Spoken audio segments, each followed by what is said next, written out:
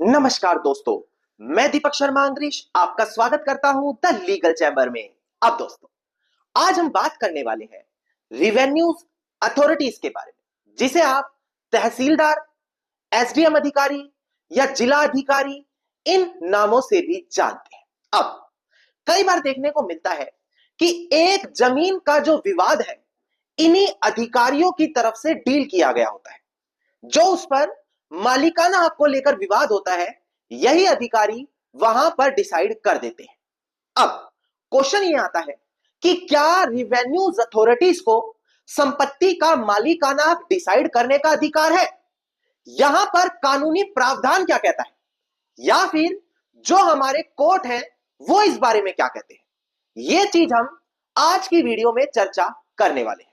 और आज की वीडियो आप लोगों को देखना यूं भी अनिवार्य है, क्योंकि अगर आप रिवेन्यू अथॉरिटीज के सामने गलत केस फाइल करके अपने सालों साल वहां पर खराब करने वाले हैं, तो उस चीज से बचाने के लिए वीडियो आप लोगों के लिए काफी ज्यादा काम आने वाली है। अब दोस्तों, अगर आप लोगों को हमारी ये वीडियो अच्छी लगती है, अगर आप लोगों को हमारी तरफ से किए गए एफर्ट्स अच्छे लगते हैं, तो मेरा आप लोगों से अनुरोध है, इस वीडियो को आप लाइक जरूर करें, ज्यादा से ज्यादा शेयर जरूर करें और अपना वैल्यूएबल कमेंट सेक्शन में जरूर लिखें। तो चलिए दोस्तों, अब आज की इस वीडियो को हम ज्यादा लंबा ना करते हुए आज की इस वीडियो को स्टार्ट करते हैं।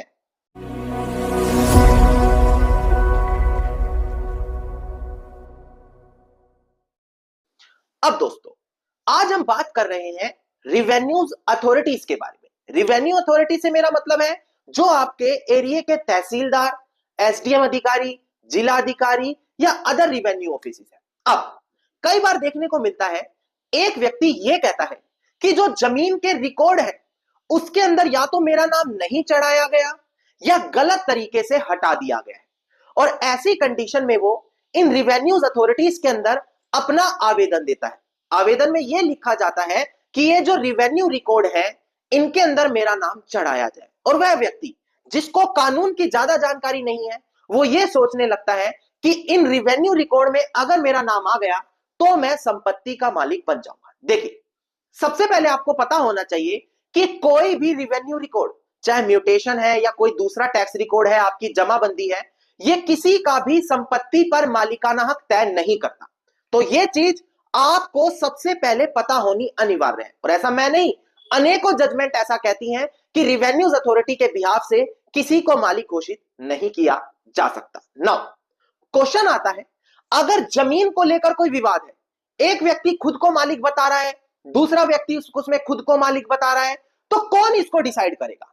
क्या इसके लिए हम कोर्ट में जाएं या रिवेन्यू कोर्ट जो है, हमारी जो रिवेन्यू अधिकारी है, उनके सामने आवेदन दें? अब ध्यान से समझिए, आपको सबसे पहले सीपीसी यानी कि कोड ऑफ सिविल प्रोसीजर का सेक्शन 9 देखना होगा।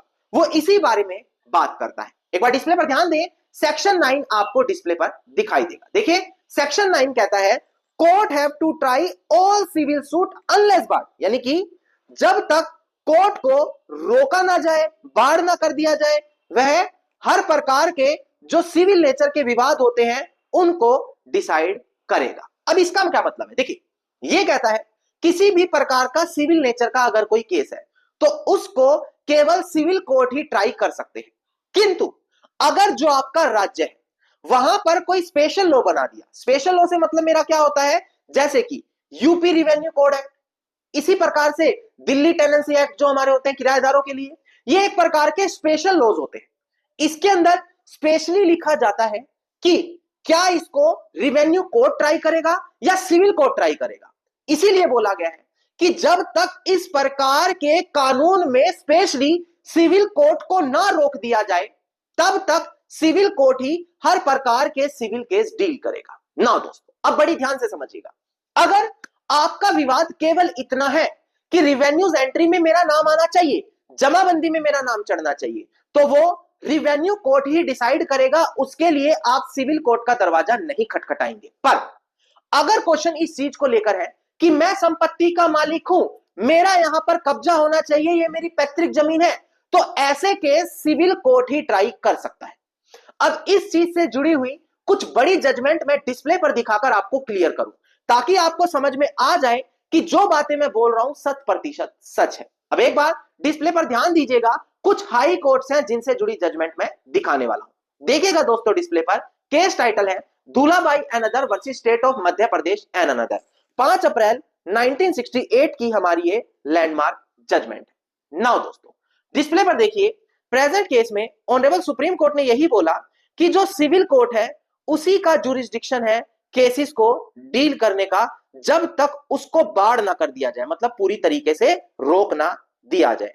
और अगर कोई ऐसा केस है, मैटर है जिसमें टाइटल जुड़ा रिलेटेड केस है और उसको रिवेन्यू कोर्ट डील कर रहा है, तो वहां पर वो इनसफिशिएंट है, क्योंकि रिवेन्यू कोर्ट को इतनी पावर नहीं है। यहां पर सिविल कोर्ट ही जुरिस्डिक्शन रखता है इस प्रकार के टाइटल केसेस को डील करने का। यहां पर सुप्रीम कोर्ट ने साफ तरीके से यह बात कह दी थी। इसके अलावा ये तो हमारी कुछ पुरानी जजमेंट, लैंडमार्क जजमेंट है। हम कुछ लेटेस्ट जजमेंट के बारे में बात कर लें। डिस्प्ले पर ध्यान दीजिएगा दोस्तों, केस टाइटल है हमारा Narendra Bhai Shanilal Parik versus state of Gujarat. 10 अगस्त 2023 की हमारी ये जजमेंट है। सबसे बड़ी बात, ऑनरेबल गुजरात हाईकोर्ट की ये जजमेंट है। एक बार डिस्प्ले पर देखिएगा, यहां पर ऑनरेबल गुजरात हाईकोर्ट ने कहा कि जो रिवेन्यूज अथॉरिटीज है वो ऐसे डिस्प्यूट नहीं डिसाइड कर सकती जहां पर प्रॉपर्टी के टाइटल को लेकर विवाद है, मतलब कौन मालिक है कौन नहीं है, इस चीज का विवाद है। और ऐसे केस केवल और केवल सिविल कोर्ट ही डिसाइड कर सकता है। यहां पर ऑनरेबल गुजरात हाई कोर्ट ने भी ये चीज साफ तरीके से क्लियर कर दी। इसके बाद कुछ बड़ी जजमेंट्स और है। डिस्प्ले पर एक बार ध्यान दीजिएगा आप, केस टाइटल में क्लियर कर दूं। देखिएगा दोस्तों, केस टाइटल है यहां पर के जयपाल रेड्डी, जो यहां पर अपीलियंट है, वर्सेस जॉइंट कलेक्टर, जो हमारे रिस्पोंडेंट है। ध्यान दीजिए, इसका डेट ऑफ जजमेंट है 13 अक्टूबर साल 2023। अभी डिस्प्ले पर ध्यान दें कि ये जो हमारी जजमेंट है ये एंसेस्ट्रल प्रॉपर्टी से रिलेटेड भी है। देखिएगा डिस्प्ले पर, यहां पर ऑनरेबल तेलंगाना हाईकोर्ट ने कहा कि रिवेन्यूज अथॉरिटीज के पास पावर ही नहीं है वो complicated question of title and possession को डिसाइड कर सके। मतलब अगर कोई ऐसा विवाद आता है जहां पर किसका मालिकाना हक है और किसको कब्जा मिलना चाहिए, ऐसा विवाद रिवेन्यू कोर्ट के सामने आ गया तो उनको वो चीज सिविल कोर्ट के पास ही भेजनी पड़ेगी, वही इस चीज का निर्णय ले सकता है ना। दोस्तों यहां पर मैंने आपको लेटेस्ट और लैंडमार्क जजमेंट डिस्कस करी, जहां पर पता लग गया कि जैसे ही मालिकाना हक को लेकर विवाद होगा रिवेन्यूज अथॉरिटीज में, आप अपना समय खराब ना करें जब तक उस स्पेशल लॉ में स्पेशली ना लिखा गया हो कि टाइटल से रिलेटेड केस वो कोर्ट, रिवेन्यू कोर्ट डील कर सकता है। नहीं तो क्या होगा, सालों साल केस लड़ते रहेंगे, आखिरी में निर्णय आ भी गया तो भी वो निर्णय किसी मायने का नहीं होगा। तो ये चीज समय रहते ध्यान दें। अब दोस्तों यहां पर टाइटल से रिलेटेड तो क्वेश्चन हमने डिस्कस कर लिए ना। कई बार देखा जाता है एक व्यक्ति जिसके पास विल वसीयत है, वो रिवेन्यूज अथॉरिटी में जाता है और अपना नाम चढ़वाने के लिए ट्राई करता है। वहां पर भी एक प्रोसेस होता है कि अगर वो विल वसीयत रजिस्टर्ड है तो बाकी जितने भी सारे उत्तराधिकारी हैं उनसे एनओसी लानी पड़ती है। अगर ऐसा नहीं होता, किसी ने आपत्ति लगा दी, तो क्वेश्चन ये आता है क्या वो विल हमारी जेन्युइन है या फिर नहीं। और अगर ऐसा क्वेश्चन आ गया कि विल जेन्युइन है या गलत है, तो वो चीज भी कौन डिसाइड करता है, हमारे रिवेन्यू कोर्ट को वहां पर पावर नहीं है। सिविल कोर्ट ही ये पावर रखते हैं कि जेन्युइननेस ऑफ विल, कि क्या विल असली है या नकली है, इसको डिसाइड कर सके।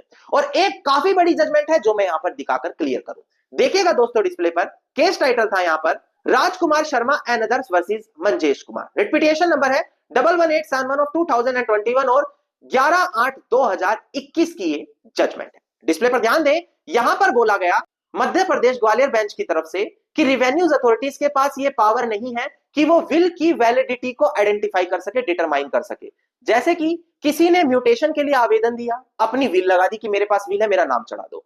अगर कोई आपत्ति है तो देख सकता है, पर क्या वो विल जेन्युइन है या फिर नहीं है, यह चीज तय करना सिविल कोर्ट का काम होगा। हां, अगर आपका जो स्पेशल लॉ है जो आपके राज्य पे एप्लीकेबल है, वहां पर रिवेन्यू कोर्ट को स्पेशली पावर दी गई है कि वो विल को भी डिटरमाइन कर सकते हैं, तो अलग बात है, वरना हर केस में सिविल कोर्ट ही ये पावर रखता है ना। दोस्तों यहां पर आपको समझ में आ गया कि रिवेन्यूज अथॉरिटीज की कहां, कब और कितनी पावर है और सिविल कोर्ट में आपको कब जाना है। बस ध्यान ये दे कि अपना समय खराब ना करें, वरना समय पैसा खराब करके भी हाथ में आपके कुछ नहीं आएगा।